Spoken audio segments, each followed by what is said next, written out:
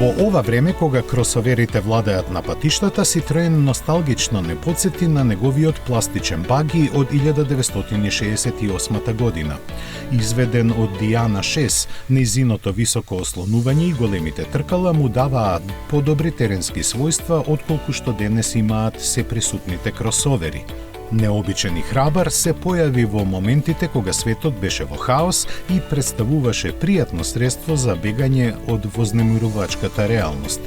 Го носеше името на издржливите едногрби камели од Северна Африка, познати по тоа што се добри тркачи. Налик на ништо друго дотогаш видено, Ситроен Мехари со своите особини веднаш ги освои авантуристичките духови.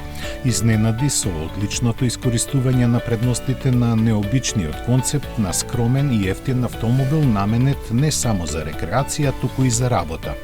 Отворената каросерија му беше направена од пластични модули кои му ја задржаа тежината на едва и 535 килограми.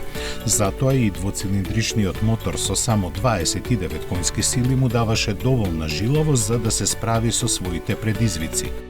Стекнатата популарност не само помеѓу желните за забава придонесе Ситроен да направи и негова 4x4 верзија која едноставно беше незапирлива и можеше да искачи на горници до 60%.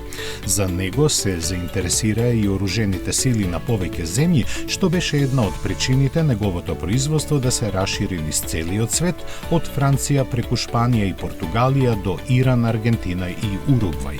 Издржа на пазарот 2 децении, за кои вкупно беа направени околу 150.000 примероци. Остана запаметен во автомобилската историја како вистински феномен кој никој друг не успеа да го повтори.